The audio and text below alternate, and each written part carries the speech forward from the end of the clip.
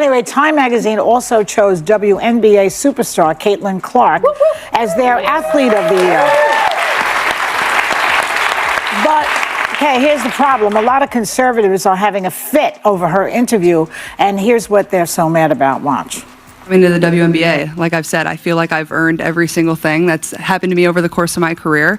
But also, I grew up a fan of this league from a very young age. Like, my favorite player was Maya Moore. Like, I know what this league was about. And like I said, like, it's only been around 25 plus years. So I know there's been so many amazing black women that have been in this league, and continuing to uplift them, I think, is very important. And that's something I'm very aware of. Amid all the excitement, Caitlin Clark, the WNBA superstar, has made a bold decision that's creating a stir in both the WNBA and NBA. She has chosen not to take part in the NBA's three-point contest. But let's be clear, this isn't just a casual decision to pass on an event. This feels much more significant. It's a powerful statement, a stand, a message to the basketball world. Coast-to-coast assists. Can really defensively tonight. To long-distance deliveries. Indiana wants to run, that's why Mitchell. These are the best touchdown passes that Caitlin Clark slings out throughout her career. We've seen it here in the WNBA, just looking ahead, and Lexi Hall knows. Could Caitlin be signaling that she's frustrated with the NBA using women's basketball as a backdrop to amplify their own brand? Or is this her way of ensuring that women's basketball stands firm and gains the respect it deserves, independent of the NBA? Whatever her motives, her decision has sparked intense debate, with opinions pouring in from all sides. Even ESPN can't stop discussing it. But before we dive into all the twists and turns of this story, a quick reminder: if you enjoy analyzing moments like this, don't forget to like the video, subscribe, and turn on notifications. Now, let's break down the drama together. I never want to stop being coached. I never want to stop being told what's right, what's wrong, no matter how good I play, how bad I play. Like, there's always things to learn, things to get better at, and that's what I love about her, is she holds me to a very high standard, and yeah, she's going to get on me because she knows there's still areas for me to improve, and, you know, this team relies on me a lot, whether it's emotionally or to score or to bring the energy, and I think that's just always something that, you know, she holds me to a high standard in that regard, and that's something I really appreciate. Caitlin Clark isn't just another player. She's changing the game. Before her, the WNBA struggled for attention in a sports world dominated by other leagues. But since Clark's rise, viewership is up, ticket sales are soaring, and the WNBA is finally gaining traction in mainstream culture. Her energy and charisma are impossible to ignore, yet some media outlets seem more focused on stirring controversy around her instead of celebrating her impact. We just watched the 4 college years of Caitlin Clark, and a question sticks out. What can't she do? We are watching one of the greatest basketball players of all time. Resistance like this is common when generational athletes emerge. Critics often claim they're overhyped or driven by media narratives. But Caitlin Clark isn't just part of the WNBA, she's defining it. Her decision to skip the NBA's three-point contest and focus on the WNBA was a clear statement. This is where she belongs. It shows a level of self-awareness and loyalty that many athletes... Cheat code that's made every single WNBA player and star pissed.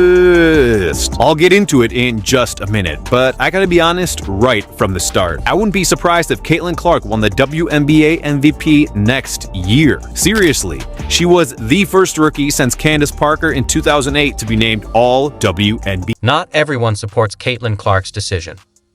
ESPN had a different narrative in mind, hoping she'd step into the NBA spotlight for viral moments and debates. When she chose the WNBA instead, it disrupted their plans, and now backlash is rising. Rather than celebrate her choice, the media is framing it as controversial. But Clark is rewriting the rules, showing that prioritizing the WNBA is key to elevating the league, and if that disrupts how women's sports are viewed. So, podcast where we're calling a spade a spade. Great to be here with you guys today. Do you know how we all know Caitlin Clark made the correct decision in telling Adam Silver to go kick rocks, telling the NBA, you know what, maybe we'll revisit this in a couple days when some things that I want in writing are met, when some of my requirements are met. Maybe we'll revisit this when you guys get closer to All-Star Weekend and are really scrambling for to find a reason for anybody to sit down and watch NBA. Clark's choice isn't about avoiding competition. It's a statement of independence. Last year's NBA All-Star Weekend featured the much-talked-about shooting contest between Steph Curry and Sabrina Ionescu, a moment hailed as progress for women's sports. But the spotlight was on the NBA, not the WNBA. Clark understands this. Her decision to debut at the WNBA All-Star Weekend instead of the NBA isn't just a scheduling choice. It's a stand asserting that women's basketball deserves to be the main event, not a supporting act. You are the first ever #1 draft pick in franchise history. How is it for you that in just your 4th full season, you've been a part of bringing the first championship to the franchise? I mean, it's what we do. Wanting to come here and just continue to chip away, understanding what it is, the goals that we wanted to achieve, and there's no other organization that I would want to do it for than here. So just very thankful. Clark's decision is sparking discomfort and outrage. Many expected her to embrace the crossover hype, as media outlets often use women's sports for feel-good progress stories. But Clark didn't follow that script. She rewrote it, pledging her loyalty to the WNBA. Instead of praise, some analysts see it as a betrayal, treating her choice as a break from an unspoken basketball code. This twist highlights Clark not just as a generational talent, but as a voice challenging the norm. I think it's just life. Everybody goes through some of the same stuff that I've gone through, and a lot of people go through a lot worse. And I just try to remind myself every single day, like, how grateful I am to be in the position that I am.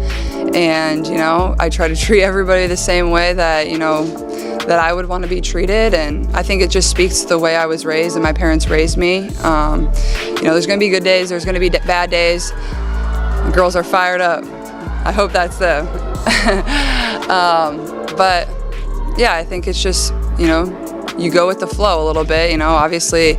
I think having a good circle around me and having a small circle around me of people that I really trust, and those are the people that you can always count on and lean on. There's another layer to this story that's worth noting. Sabrina Ionescu, star of the New York Liberty, participated in last year's exciting 3-point contest against Steph Curry, which became one of the most watched events in years. Despite another invitation this year, Sabrina turned it down. She hasn't explained her reasons, but it raises a question. Are WNBA stars like her starting to push back against the NBA? Perhaps they feel more like entertainment than serious contributors. You just have somebody that wants to say a couple things really quick. So hi, Coach Sides. This is WNBA Commissioner Kathy Engelbert. Do we have the team all together? Hello. Yes, ma'am. All right, I know you guys are in Connecticut, but good luck in tomorrow's playoff game. And is Caitlin Clark in the room? She sure is. Yeah. Caitlin, it feels like just yesterday when I called your name to the stage as the #1 pick in this year's draft, you held the Indiana Fever jersey for the first time, and what a record-breaking season for you and the entire team, full of outstanding performances. And I know all of you had hard work and dedication, and it's paid off.